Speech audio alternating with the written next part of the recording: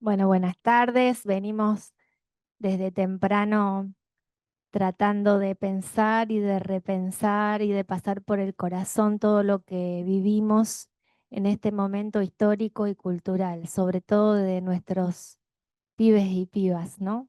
De nuestros barrios. Y el año pasado, un grupo de directivos, juntos con algunos profesores, padre Fabián, bueno, varias personas que estábamos muy preocupados y ocupados en mirar la educación, comenzamos a pensar cómo realizar esta transformación mirando, escuchando las voces de los chicos. Y desde esos lugares pensar y repensar este camino, que es un camino que está lleno de propuestas, donde se piensa sobre todo desde la identidad, desde la construcción de la transformación educativa, desde los territorios, mirando los contextos y trabajando juntos en los proyectos de vida para la inserción social y laboral. Y esa mirada de la escuela secundaria es lo que nos convoca y sobre todo lo que nos abre a nuevos sueños. Así que bueno, Fernanda va a compartir un poco este caminar.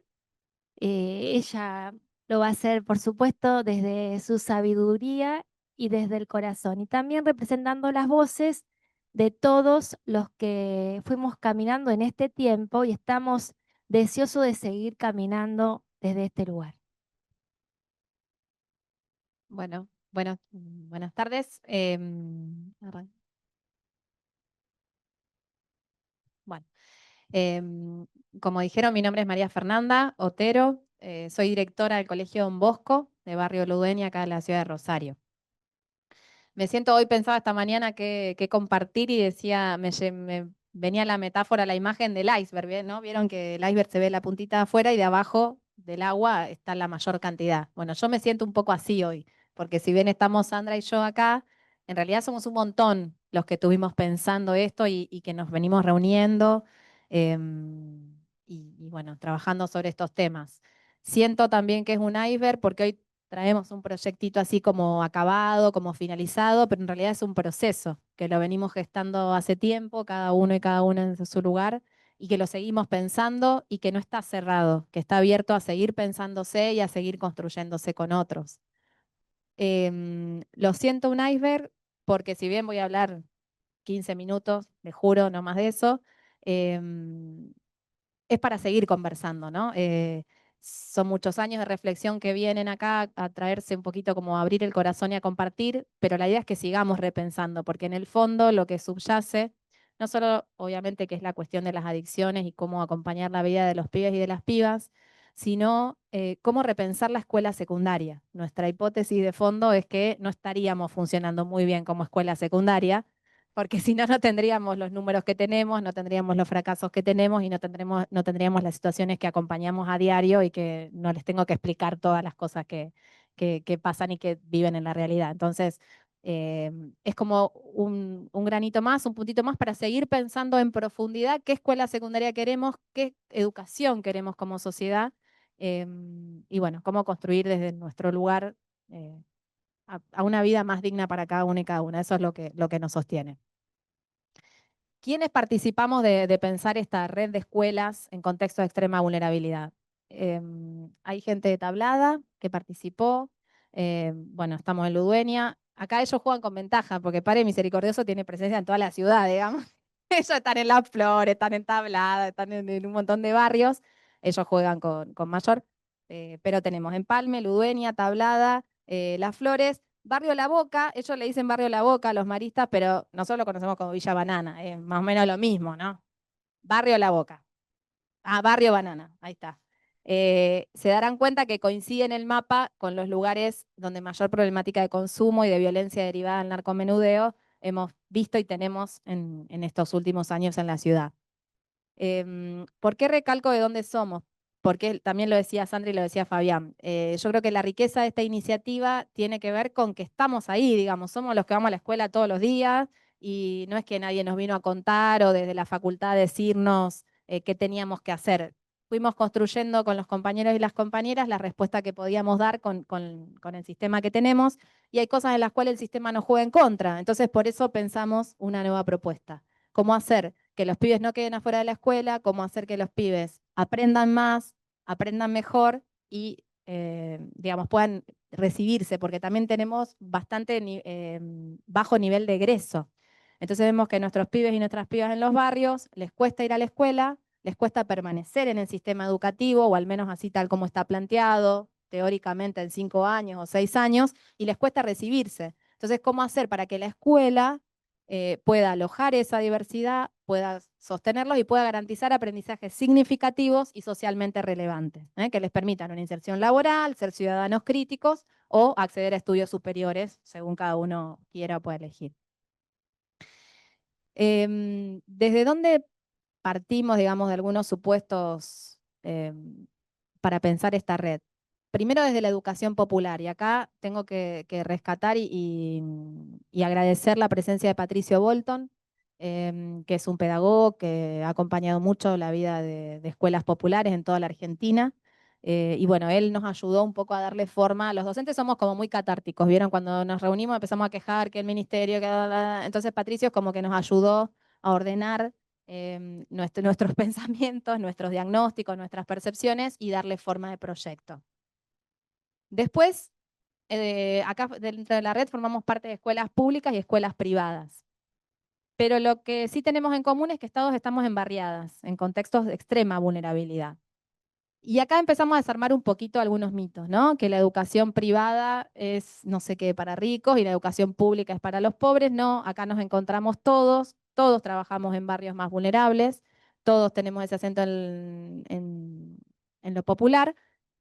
Y los números también nos respaldan. Si uno ve los números, no solo de las últimas pruebas educativas, sino los números que a veces le encanta decir al gobierno y poner por todos lados, vemos que los números más bajos se dan lamentablemente en nuestros contextos. Entonces, eso también es un dato acuciante para presentar, que no tiene que ver con que sea escuela pública o privada, sino que tiene que ver con el contexto a donde nace, crece y viven nuestros pibes. Es un proyecto que surge, vuelvo a decir, de la ciudad de Rosario ante la emergencia que tenemos en consumos problemáticos y toda la violencia derivada de eso.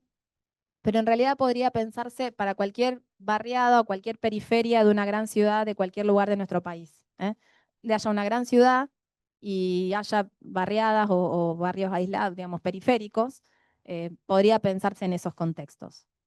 Y también estamos parados en la educación como derecho, ¿no? Eso también hay que tenerlo en claro. A nosotros nos parece que todas, todes tienen que estar en la escuela. No solo los que pueden pagar una educación, no solo los que tienen capacidades determinadas para estar, sino que todos tienen que estar en la escuela. Y con aprendizajes de calidad, esa falsa dicotomía que se dio hace unos 10, 15 años en educación, de que la inclusión iba en contra de la calidad educativa y que si había inclusión, entonces la calidad educativa bajaba y si había calidad educativa eso generaba exclusión. Bueno, eso nos parece que es una falsa dicotomía. Nos ponen a discutir esas cosas para no discutir las cosas que hay que discutir y las injusticias del sistema que están de fondo, ¿no? Entonces quisiéramos superar esa falsa dicotomía, que estén los pibes en la escuela y que tengan aprendizaje de calidad. No porque hayan nacido en determinado lugar tienen que aprender menos o tienen que estar destinados a un fracaso. Todo lo contrario. ¿Para que no terminé? Em, bueno, ¿por qué nosotros hacemos todo esto? Creíamos un poco, nos fue juntando el viento, no, Fabián también nos convocó, nos fue juntando el viento, nos fuimos viendo que las realidades eran muy parecidas, que si bien estábamos uno en cada punta de la ciudad, nuestros pibes tenían las mismas subjetividades, los docentes que compartimos también, ¿no? En esto también un gracias enorme a todos nuestros cuerpos docentes, a todos nuestros compañeros que le ponen la vida en serio y por un sueldo bastante magro, eligen trabajar en nuestras escuelas, eligen acompañar la vida de los pibes y de las pibas. No nos reconocen más zona de favor. Antes había un plus, se les cuento para los que no son de educación, antes en el sueldo docente había un plus que se llamaba zona desfavorable, que si vos trabajabas en un lugar alejado, te pagaban un poquito más porque, bueno, se supone que hay más laburo para hacer ahí. Bueno, eso no existe más, no se paga más y todos cobramos lo mismo.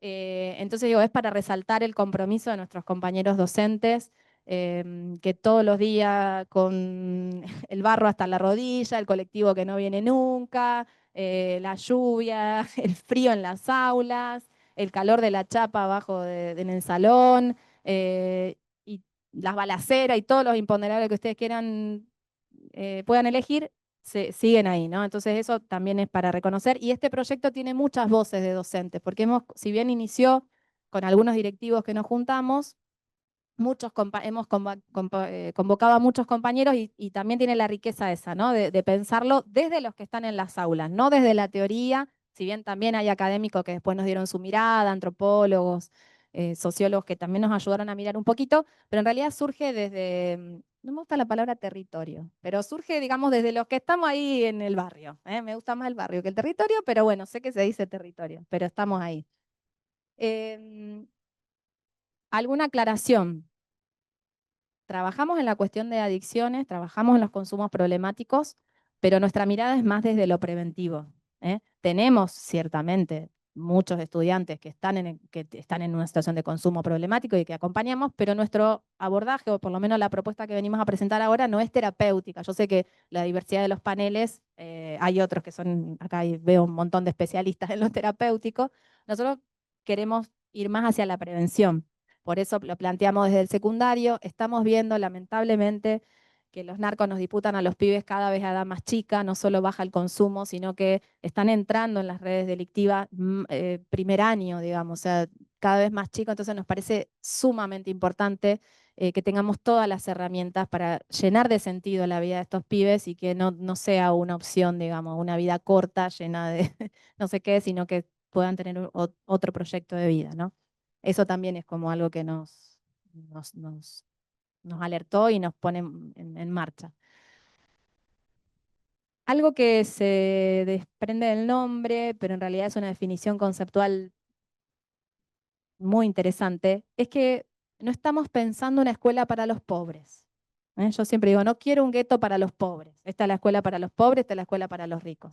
Estamos pensando una escuela en un contexto de extrema vulnerabilidad, pero no ponemos el acento en el sujeto, porque ese sujeto, ese pibe, esa piba, en otro contexto, probablemente haya tenido otras oportunidades y haya sido otro diferente. No porque no se pueda, pero sí que hay condicionantes que ciertamente favorecen o desfavorecen determinadas circunstancias y situaciones. Entonces, poniendo el acento en el contexto y no en el sujeto, no responsabilizamos a la persona, obviamente todos tenemos otra responsabilidad personal, pero sí entendemos que hay variables que tienen que ver con el contexto que necesita una educación secundaria especial para ese momento. Y digo la palabra momento y digo la palabra contexto y le sumo otra también para los que, disculpen mi tecnicismo en educación, pero los docentes nos gustan algunas palabritas. Hay escuelas, o lo que la ley nacional nos permite, digamos, son las modalidades de escuela. ¿Vieron? Si vos tenés que atravesar una situación, por ejemplo, por una cuestión de salud, que tenés que estar internado mucho tiempo, o tenés que estar en tu casa haciendo reposo por una cuestión física de salud, incluso también puede ser por salud mental, tenés lo que se llama la escuela hospitalaria. ¿Qué consiste la escuela hospitalaria? Puede ser a pie de cama, si vos estás en un hospital, en la ciudad de Rosario tenemos una en el Vilela y una en el de Niños Zona Norte, en el Centenario algunas aulas, pero bueno, tenemos también algunas cosas, puede ser una escuela a pie de cama, o puede ser una escuela domiciliaria que algún profe o alguna profe va a tu casa y te acompaña con 2 o 3 clases semanales de apoyatura a las tareas que te van dando tus docentes. Eso existe, está reglamentado, sucede. ¿Qué pasa si vos estás en contexto de encierro? También hay una escuela en el IRAR, por ejemplo, que hay una propuesta educativa que tiene que ver con poder acompañar la trayectoria educativa, garantizar el derecho a la educación para esas personas que están en situación de encierro. Pero no le llamamos una escuela para los presos o una escuela para los enfermos. ¿Se dan cuenta la diferencia? Por eso nosotros ponemos el acento en el contexto. A nuestros pibes les tocó nacer en un contexto determinado, pero no significa que no tengan una potencia, que no puedan y que no se merezcan la mejor propuesta educativa que el sistema les negó o que la sociedad les negó. Por eso estamos pensando estas cosas, ¿sí? Lo digo porque hoy de nuevo entran a jugar algunos conceptos como la meritocracia, como que si vos querés podés. Ahí hablaba la compañera antes del Instagram y todas estas cosas que, bueno, si vos lo deseás y no sé qué haces y no sé cuánto, bueno, nosotros nos permitimos dudar de todo eso, ¿no? De la meritocracia, del que si vos querés podés, y poder poner en disputa también que el mercado no regula todo por sí mismo, que necesitamos que haya una intervención para que todos tengan las mismas posibilidades.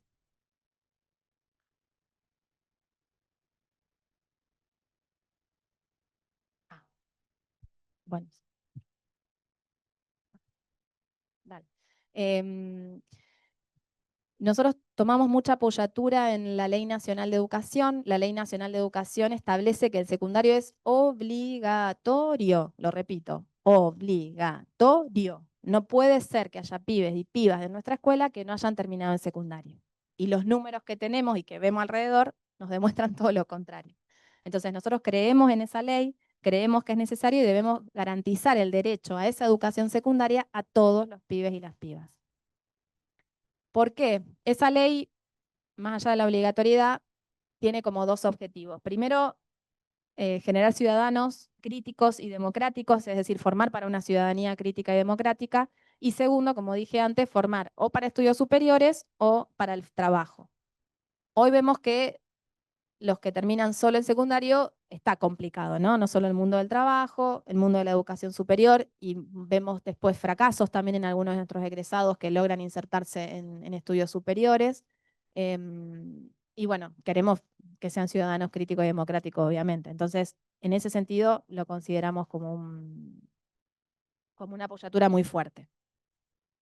Post pandemia, si bien pasaron 5 años nomás, pero estamos notando también muchos déficits, no solo de aprendizajes cognitivos, digamos, de contenido, sino también de habilidades sociales, ¿no? Cuesta mucho encontrarnos con otro, cuesta mucho mirarnos con otro, construir con otros. Hay como vieron que estamos todos como más ensimismados sobre nosotros mismos, hay como un individualismo más para adentro.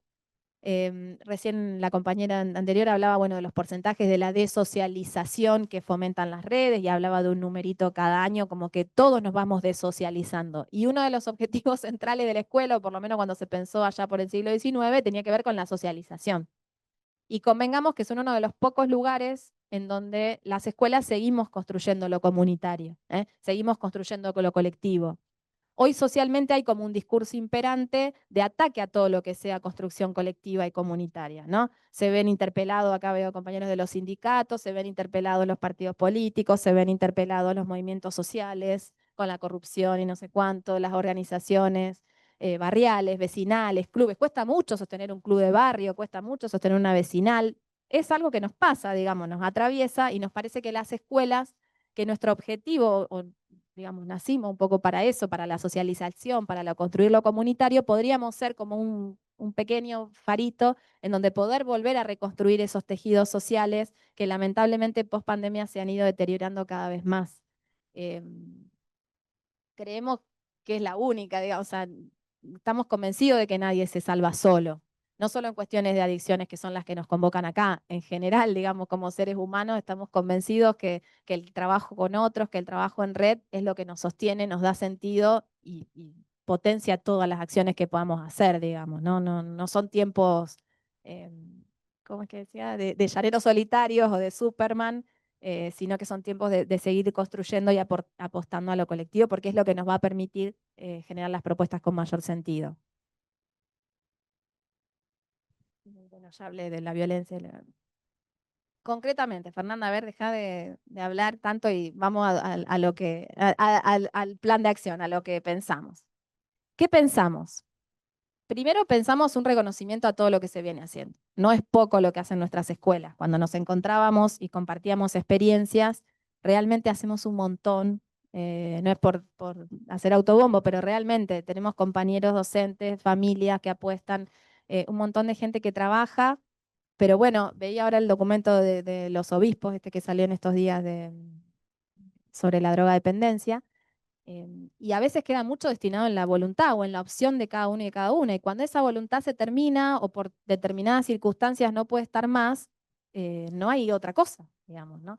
Entonces necesitamos un reconocimiento salarial, no solo hablé de la zona desfavorable, pero en general.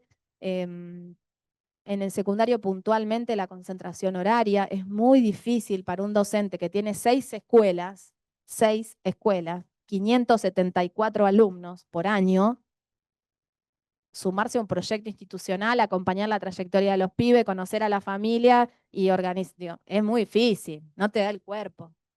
Entonces, concentración horaria, estamos como medio desbordados en lo administrativo también, ¿vieron? Porque si bien tenemos los mismos cargos que cualquier otra escuela, la cantidad de pases. Nosotros, a mí el supervisor cuando me ve llegar en el ministerio medio que se agarra la cabeza porque sabe que yo llevo una pila así de pases y claro, si al pibe le valieron la casa, está amenazado, se tiene que ir a Córdoba, se va a Córdoba 3 meses, después vuelve, después se va a la casa de la abuela, zona sur, después vuelve al barrio. Ese pibe, con suerte, hizo 3 pases de escuela en un mismo año. El otro está en el IRAR unos meses, después me vuelve a la escuela, después está en situación de calle, después. Y bueno, esa trayectoria hay que acompañarla y llevan trámite administrativo reales, concretos, que llevan tiempo. ¿eh? Más allá de que uno acompaña la vida, sí, ¿no es cierto? Como viene. Comedor, ¿cuántas raciones de comedor vamos a tener? No vamos a tener. Te estoy contando cosas que suceden en nuestra escuela que por ahí no pasan en otras escuelas, en una escuela del centro o en una escuela clase media. Ni hablar, digo, las denuncias, la cantidad de veces que tenemos que ir a tribunales, bueno, el panel anterior era sobre abusos también, ¿no? O sea, que presentamos las denuncias de nuestros estudiantes, porque los chicos, gracias a Dios, todavía la escuela la tienen como una referencia grande y lo peor que le podés hacer a un pibe en nuestros barrios es suspenderlo. Yo cuando, viste, se agarran a piña, que soy, bueno, fulanito, vas a tener 2 días, no, profe, no me suspenda, no me suspenda, porque la escuela es todo en el barrio, o es la gran parte de la vida de los pibes. Entonces, también es exactamente el lugar que aloja, dice Sandra, y es el lugar que es todo, digamos, es comida, es alojo, es todo. Entonces, sacarle la escuela al pibe es como mucho, ya es demasiado. Y uno, bueno, ellos se referencian en eso y por ahí surgen un montón de situaciones, sobre todo de abuso, de violencias, que vienen a la escuela y que uno acompaña y transita. Y todos esos trámites administrativos que están después, también llevan tiempo y horas, hombre, ¿no? Em, Ni hablar los profesionales que nos faltan, ¿no? Em, por ahí sé que algunos lo han tratado, pero las cuestiones de discapacidad en los contextos nuestros de extrema vulnerabilidad se ven agravadas tremendamente, porque no tenemos profesión, o sea, no tenemos un equipo externo. Ay, hablarle al equipo externo que te haga la integración curricular. No tenés psicólogo, no tenés psicopedagogo, no tenés terapista ocupacional, no tenés nada, digamos. Entonces está vos y el pibe y hacemos lo que podemos con la mejor buena voluntad, pero a veces eso no alcanza. Hace falta un profesional que tenga la. Porque, ¿por qué el pibe de clase media puede tener psicólogo, psicopedagogo, psicoterapista ocupacional y no sé qué, fonoaudiólogo, que ni siquiera, porque ahora estamos medio en recorte, pero ponele, y los nuestros no? ¿No son ciudadanos? ¿No somos ciudadanos igual? No. Bueno, digo, las cuestiones de discapacidad se agravan no solo por la desnutrición, no solo por el consumo muchas veces de los padres, estamos viendo a nivel inicial cosas tremendas de abstinencia por el consumo de sus papás, sino por la pobreza en sí misma, digamos, ¿no? Como condicionante estructural. Por eso estamos pensando otra escuela. Y vuelvo a decir, no una escuela para pobres, sino una escuela en contextos de extrema vulnerabilidad. Porque ese sujeto en otra situación probablemente hubiera tenido otra trayectoria educativa.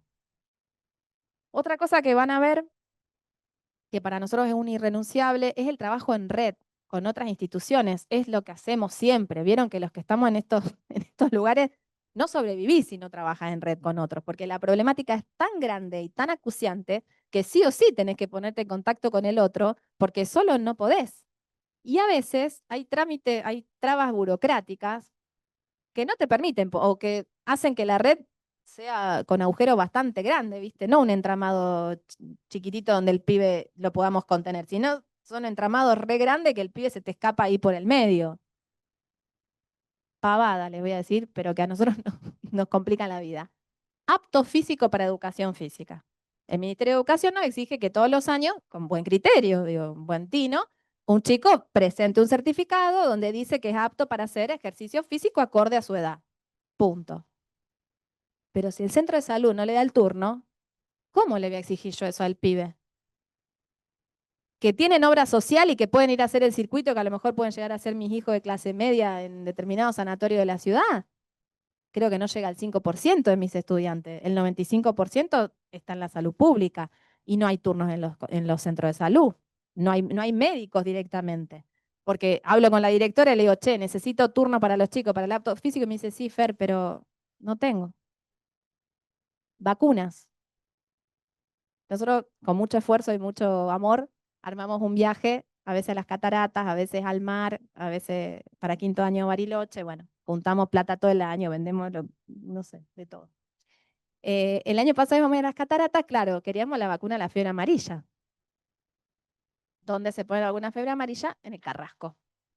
Mis pies no iban a ir al Carrasco. O sea, no sé cómo es. Digo, yo hablo de Ludueña de lo que estoy. Es muy difícil que nuestros pibes salgan del barrio y decirle, bueno, vamos a encontrarnos a tal. Digo, de hecho, hay paseos que les enseñamos a usar la tarjeta de colectivo. Aunque a usted le parezca algo extraño, es así. Digamos, les enseñamos cómo se toma un colectivo, cómo se usa la tarjeta, etcétera. Hablé con la directora del centro de salud, la verdad que tenemos en Ludueña lo que se llama la intersectorial, que estamos como todas las escuelas, todos los organismos del Estado que trabajamos en el barrio. Digo, mira, necesito la vacuna amarilla, bueno, te la voy a hacer traer, una genia, la directora del Carrillo, la verdad, una genia. Bueno, sí, vienen a la escuela tal día, sí, dale, es genial, tengo los pibes de cuarto año, mandame los DNI, bárbaro. Me llama el día anterior, Fer, tenés que traer a los pibes, pues no puedo sacar las vacunas del centro de salud. Bueno, está bien, lo solucioné, digo, hicimos, pedimos la autorización a los padres, fuimos caminando las 3 cuadras que nos separaban del centro de salud, pero no es lo mismo llevar a 28.000 pibes al centro de salud que vengan 3 vacunadores del centro de salud a la escuela y lo resolvamos en media hora, digamos, ¿no? Que está bien, no digo que no haya que controlar el stock de vacunas y evitar cualquier posibilidad de robo y todo, pero a veces hay trabas burocráticas que a las escuelas nos juegan en contra, digamos, ¿no? Y eso de un ejemplo así chiquitito con salud.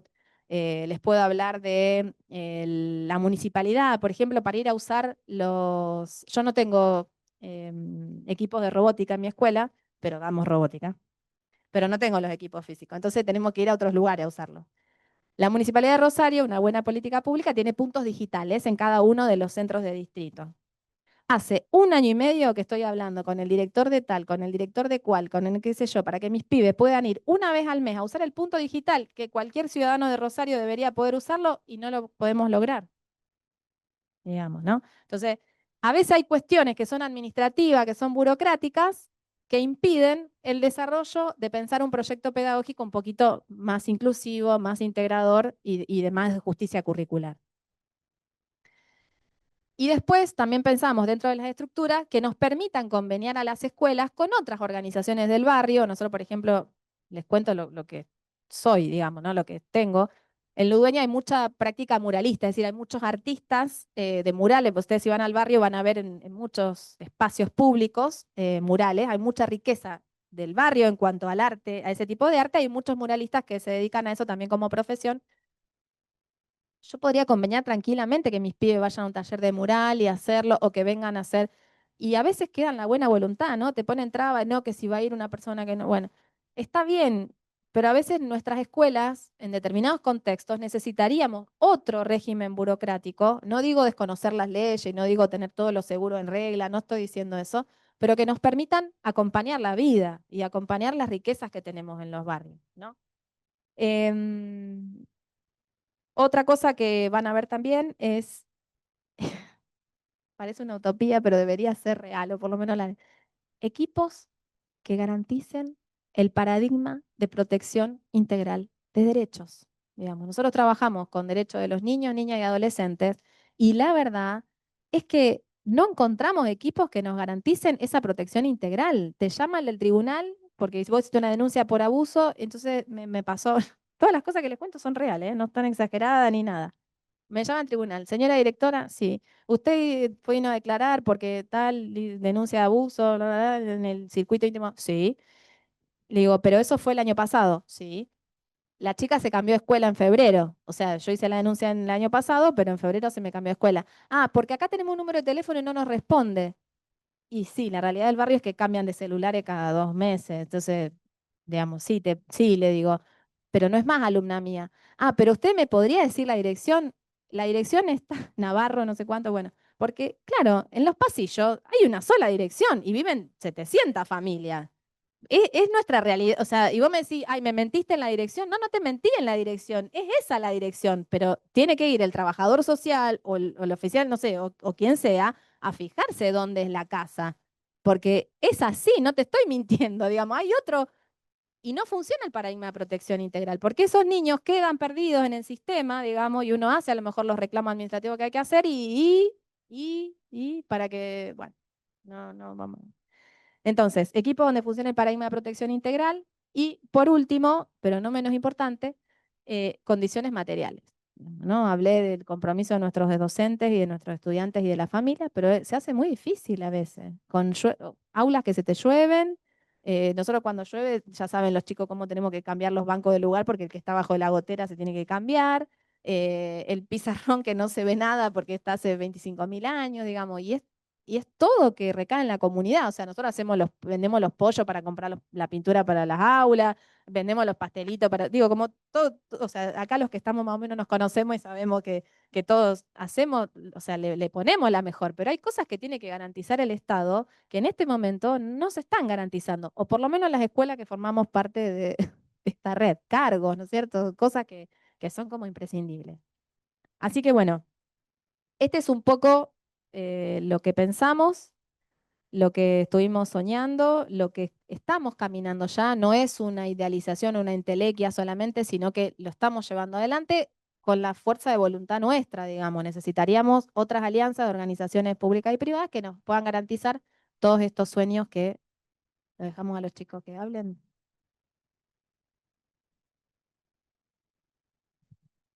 Cuando lo pensamos al proyecto, em, nos salimos un poco de las estructuras curriculares tradicionales. Pensamos en la formación en todos los aspectos que constituyen a la persona y que pueden dar o generar otros espacios de riquezas, como son los talleres de deporte o de educación física, los talleres de arte, los talleres de música, los talleres de oficios, espacios que pueden decirse a sí mismo y que pueden permitir, muchas veces nosotros hablamos del adicto, ¿dónde se dice el adicto? ¿Dónde puede poner en palabras?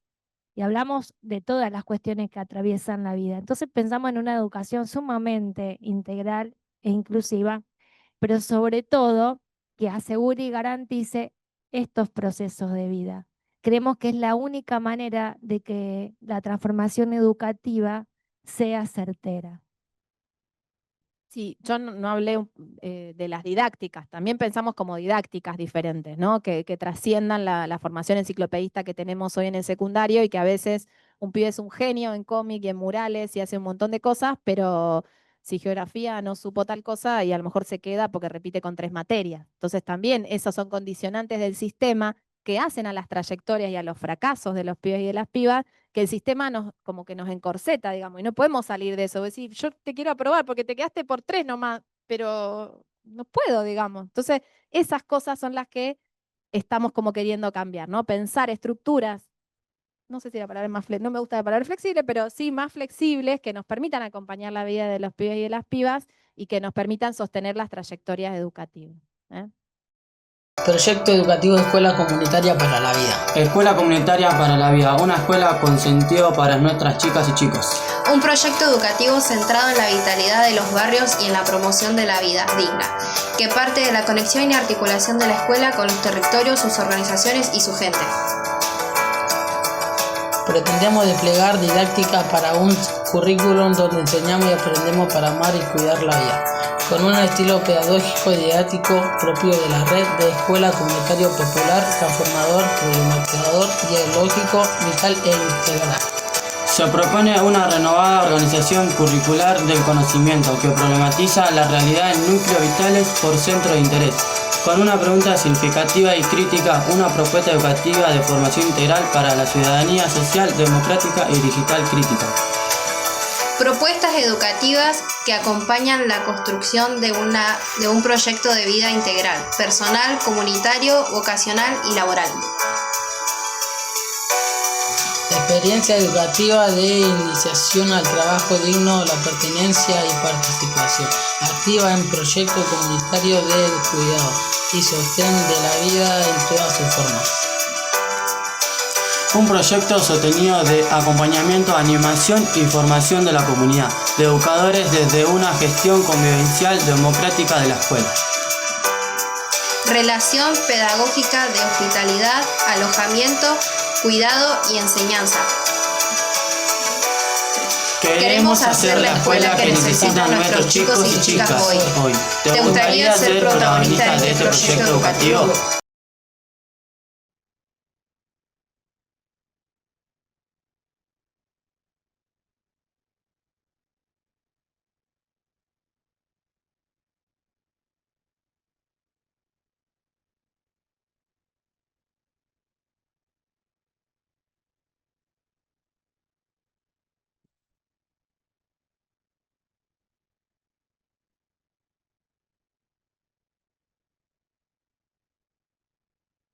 Sí, sí, tal cual. De hecho, la idea es ponerlo a disposición, digamos, acá no hay otra pretensión, y que sea la misma escuela la que piense, porque en esto cuando pensamos los actores territoriales con quienes hacer alianzas, con las cosas, eso depende, ahí sí depende de cada barrio, digamos. Si bien hay circunstancias que nos atraviesan, hay caminos iniciados que en otras escuelas no están, hay escuelas que son más grandes y tienen otros recursos, hay otras escuelas que son más pequeñitas y tienen la riqueza de lo familiar y de conocerse todo. Digo, un centro de estudiantes. En alguna escuela funciona bien como organismo de representación y de participación estudiantil, y en otras es como todo más familiar, es más pequeña. Entonces, eso tiene que ver con que la propia escuela, nosotros los materiales los ponemos todos a disposición, hay 25 hojas escritos sobre esto, y que sea la misma escuela con su comunidad de educadores, de estudiantes, de familias, quien pueda repensarse en ese territorio y cómo hacer esa propuesta educativa socialmente relevante para esa población, digamos. Ese es el objetivo.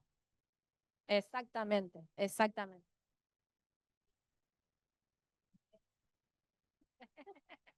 Ya te sumamos.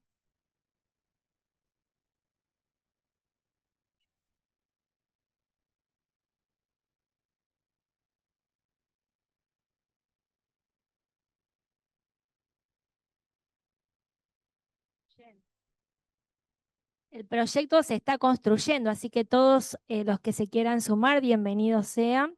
Y es un proyecto sumamente abierto y bueno, para mí sumamente flexible, aunque María Fernanda dijo no me gusta mucho usar la palabra, pero es el único modo que tenemos de hacer caminos juntos. El nombre nosotros le habíamos puesto escuelas comunitarias para la vida, pero sobre todo pensando en esta vida, en estas historias rotas, en estas historias desarmadas, en estos corazones que tanta necesidad tienen de unirse con otro, de ser escuchado, de salir para ponerse en palabras, de cómo poder unirnos. Y le está pasando a nuestros pibes, nos está pasando a los docentes, nos está pasando a las comunidades. Por eso es tan fuerte la necesidad de trabajar en red. Si no nos unimos, si no tenemos una mirada colectiva, cooperativa, una mirada empática, no podemos poner en palabras todo esto. También es un buen momento para dar gracias, ¿no? Dar gracias a todos los que vienen acompañando este modo de ser escuela diferente, que lo vienen haciendo con mucha pasión, con mucha vocación. Nosotros agradecemos sumamente al trabajo docente, porque hace muchos años que estamos en la docencia y conocemos esos corazones y esas luchas que hay. Pero también muchas gracias a todos los equipos también que se vienen sumando. Como decía María Fernanda, no solamente los centros de salud, nosotros tenemos también todos los centros terapéuticos, toda la gente que viene aportando, los profesionales, todas estas miradas justamente a este detalle de los corazones. ¿Para qué? Para que la vida cobre sentido en una vida que verdaderamente se vuelva protagonista cuando sea digna. Cuando la vida se vuelve digna, es una vida que se hace protagonista en un mundo que es tan complejo y que tanto nos cuesta luchar cada día, ¿no?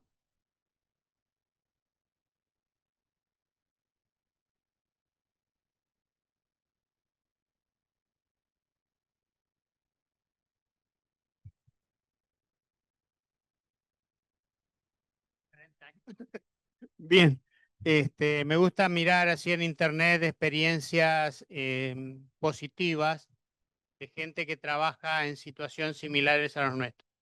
Y justamente en estos días la providencia dio que me tropiece con 2 o 3 cosas que me llamaron mucho la atención por el grado de logros que han tenido. Una se llama mariaguadalupe.org.ar, www.mariaguadalupe.org.ar.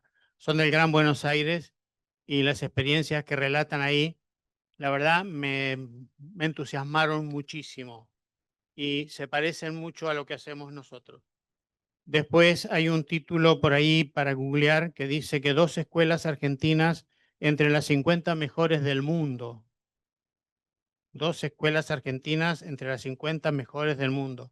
Y son escuelas de lugares muy, muy vulnerables. Creo que por ahí mirarnos en esos espejos por ahí nos da inspiración para mejorar lo que ya estamos haciendo. Yo soy muy crítico, yo soy hermano marista y bueno, tenemos 2 colegios, uno en Boulevard Oroño y otro en Villa Banana. Y yo soy muy crítico de Villa Banana. Hemos logrado el esfuerzo mayor en 30, 40 años de generar una escuela, de generar un espíritu en el barrio, con 99,9 todo positivo. Pero el 0,1 que falta es fundamental. Nuestros chicos no fracasan en la universidad, fracasan cuando toman el colectivo. Es decir, la función de la escuela es enseñar. Y en eso estamos fallando. Y creo que necesitamos una mirada autocrítica de los docentes, los directivos, los propietarios, los representantes legales, tener mucha autocrítica. Creo que es el pasito que nos está faltando. Gracias. Totalmente. Nosotros, digamos, lo decíamos, ¿no? La hipótesis nuestra es que no estamos funcionando. O sea, claramente algo no estamos haciendo bien y por eso queremos pensar otras cosas. Nos parece que la escuela secundaria, así como está hoy, no está respondiendo a la realidad de los pibes y de las pibas. Y también es cierto que estamos haciendo un montón de otras cosas, ¿no? De cosas positivas y que valen la pena. No nos detuvimos, pero también hablamos mucho de los paseos. En una experiencia nuestra en la escuela el año pasado hicimos, por ejemplo, una muestra en el ECU, así como de la universidad, en la peatonal San Martín, entre Córdoba, sí, en Córdoba y San Martín, que es un lugar bellísimo. Y nuestros pibes, claro, los llevamos ahí y era, wow, profe, mirá dónde estamos. Y digo, bueno, y vinieron a mostrar lo que ellos habían hecho, ¿no? Sus obras de teatro, sus dibujos, sus poemas, sus producciones artísticas, sus producciones que habían hecho durante todo el año. Y el habitar la peatonal nomás, no cartoneando, sino habitar la peatonal como un ciudadano de primera, eso fue un aprendizaje que marca para bien, digamos. Yo también me merezco estar en la peatonal Córdoba y yo también me merezco estar en la peatonal San Martín y ir al ECU y disfrutar de esa belleza y estar ahí, integrarme, ¿no? Y que el barrio no sea el límite, sino que el barrio sea la posibilidad que a mí me permita. Entonces, esas cosas son maravillosas y a lo mejor en mi plan áulico, no sé, no figura como contenido, pero eso tiene que figurar como contenido en nuestras escuelas, ¿no? Bueno, eso no lo quiero. Sí. Bueno, como decía recién el señor, la escuela, Carmelo, la idea es que transmita conocimientos, pero en lo que estamos viviendo hoy en día, creo que tenemos que empezar a cambiar el funcionamiento de las escuelas. Nosotros aprendimos mucho también con el padre Fabián, cuando nos decía que las escuelas tenían que ser un lugar abierto y funcionar como un espacio de horarios extendidos para que los chicos no estén en la calle. Como dijiste, en un momento es lo único que tienen. Yo creo que, y citando la pirámide de Maslow, que en la base tiene como también algo fundamental, aparte de todo lo básico que se necesita para vivir, que respirar, bueno, es la seguridad. Me puse a pensar mucho en los lugares seguros que tienen los chicos y no tienen muchos lugares seguros. a veces la misma casa no es un lugar seguro. Entonces, creo que la escuela la tenemos que empezar a transformar como se está haciendo. No es fácil, pero conozco muchas docentes que tienen que luchar para que no se venda la sustancia en las ventanas de los colegios o que no entren los chicos bajo consumo de una forma que a veces no se pueden mantener en pie. Que los lunes no van casi nadie a estudiar, los chicos no van y que muchos docentes tienen miedo de ir a la escuela. Sí, el tema de la escuela como lugar seguro nos pasó, nosotros en el 23 estuvimos en junio en la escuela, no nos valieron la escuela nuestra, pero sí a 20 metros, a 10 metros, o sea, está bien, no tiraron a la escuela, pero vieron que en el barrio es así, digamos, no hay que... Y claro, cuando pasaban esos episodios, al día siguiente habíamos suspendido las clases, entonces hacíamos un trabajo de reflexión docente, no sé qué. Y cuando venían los chicos al otro día, primero muchas familias no querían mandar a los chicos a la escuela porque había sucedido eso. Y otros nos decían, profe, pero ¿por qué no hubo clase? Entonces nosotros decíamos, no, pero hay que desnaturalizar las balaceras, no, eso no tiene que suceder, está mal, no sé cuánto. Me decía, profe, pero todas las noches pasa eso. O sea, también digo, la escuela es el lugar más seguro. La escuela se llueve menos que lo que se llueve en la casa. La escuela tiene menos bala que lo que tiene la casa. Entonces, también la escuela como lugar sí, como lugar seguro, digamos, lugar donde uno pueda hacer, ¿no? Y Sí, sí, sí. Sí. Sí. Eh, yo tengo mi pareja que estudia, no me sale bien el nombre de la carrera, maestra de inclusión.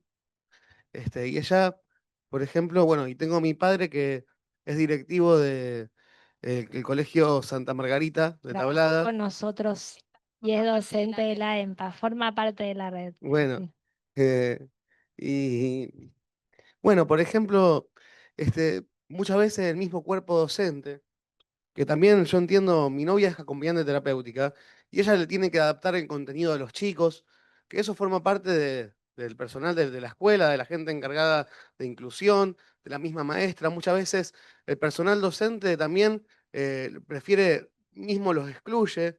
Este, mi pareja, por ejemplo, le piden que lleve al chico a la biblioteca porque molesta.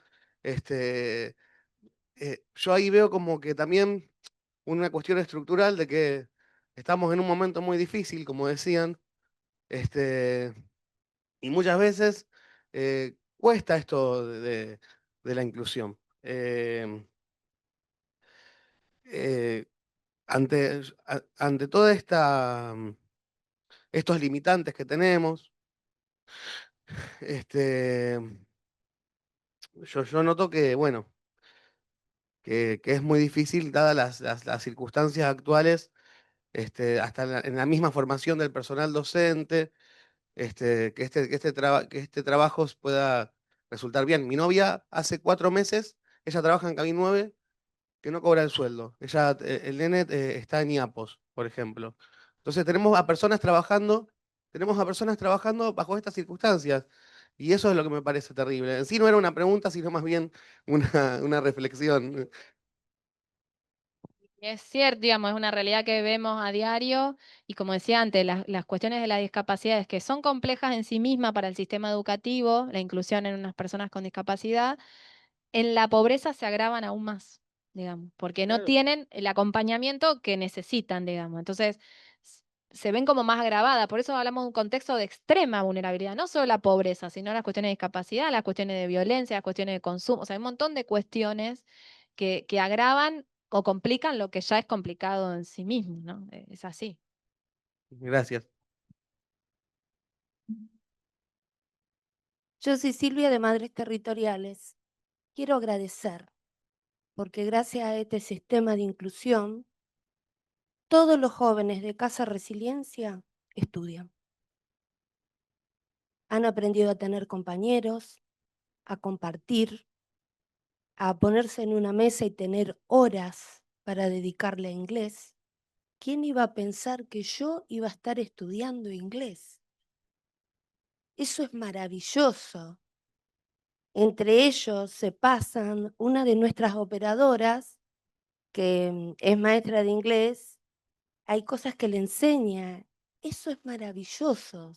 Y ellos después se ponen a pensar, mírame yo estudiando. ¿Quién iba a pensarlo? ¿Y te acordás cuando andaba en la villa?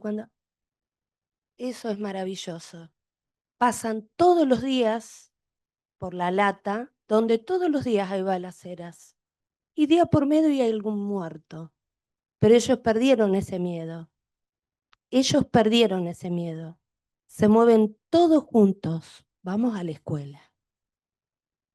Muchas gracias. Gracias, Silvia. Creo que Silvana quería hablar. Silvana. ¿Qué tal?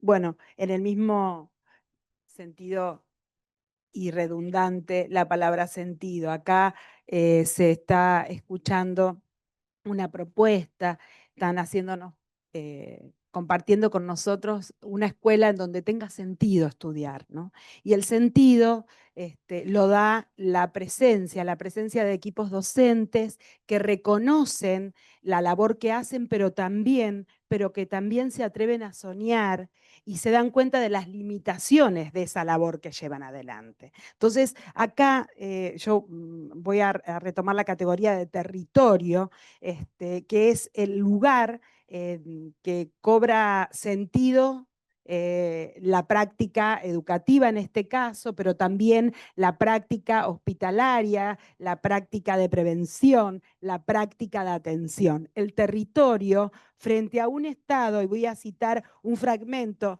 un poco parafraseado del documento de los obispos, donde no está el Estado, es muy difícil, cuando el Estado se retira es muy difícil lograr la paz. Entonces, las escuelas hoy, al igual que los centros de salud hoy, y al igual fundamentalmente que las familias están muy solas, entonces, en los territorios. Por lo tanto, en esa soledad ven cuáles son las limitantes de su acción y en vez de ponerse a lamentar, se ponen a actuar. Y este proyecto es un poco eso, ¿no? Actuar sobre esta realidad, sobre una escuela que si la seguimos pensando con las ideas de su fundación, va al fracaso. Y el fracaso de la escuela es el fracaso de toda una generación, de toda una nación. A la escuela no se va solo a recibir conocimiento, sino también se va a construir subjetividad, se va a aprender a ser no con H, a ser sujeto. Entonces me parece que es fundamental esto en los relatos tuyos, Fernanda, que seguramente se multiplican en los relatos de Carmelo y de Sandra y de tantos directivos aquí presentes. Es la escuela la que le enseña al pibe tomar un colectivo, la que le enseña el valor de la vida, la que le enseña a sus derechos a una remuneración justa por su trabajo, etcétera, etcétera. Entonces, la escuela enseña mucho más de lo que se dice que enseña. Y es importante tener en cuenta el valor de quienes transitan, el valor del trabajo de los que transitan en la escuela. Y acá, bueno, el cierre de ustedes con las voces de los estudiantes, diciendo qué escuela quieren, es una voz importante alzar, importante reconocer y importante hacer oír en el medio de un contexto en el cual el Estado se retira, pero en ese retiro del Estado están presentes las organizaciones, las familias, las madres, las escuelas, la iglesia, hay que decirlo. Me encuentro trabajando justamente la historia de Santa Fe con un trabajo de formación, y cuánto la iglesia estuvo presente en las escuelas que en ese momento se llamaban, acá hay gente que porta seguramente mi edad, las escuelas en contextos marginales, decíamos en esa época, las escuelas urbanos marginales se llamaban estas escuelas que ahora las llamamos contextos barriales, etcétera, y eran las escuelas del arzobispado las que íbamos, y las maestras que íbamos ahí y poníamos el cuerpo. Que esa puesta del cuerpo a las que nos dejó sana, nos siga manteniendo en pie para poder ir defendiendo la vida como sea, abrazándola y llevando adelante proyectos de este tipo. Gracias.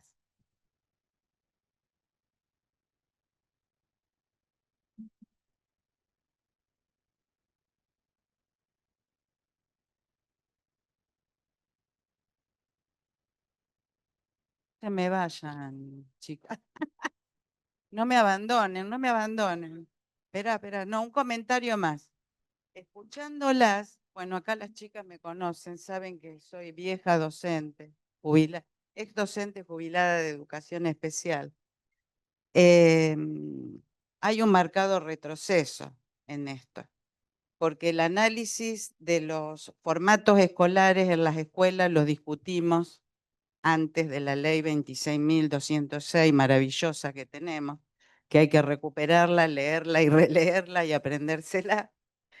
Los formatos escolares, lo de las trayectorias. A ver, una escuela en este contexto no puede tener la misma trayectoria que el latinoamericano de Avenida Pellegrini. Entonces, así como en algún momento replanteamos los educadores, los formatos escolares para que todos los pibes puedan estar adentro del sistema, esto de la trayectoria no puede tener tanta burocracia. Igual que el tema de la repitencia, porque estamos otra vez con la matraca de que si no se repite, la educación es una porquería, perdón el término poco académico, pero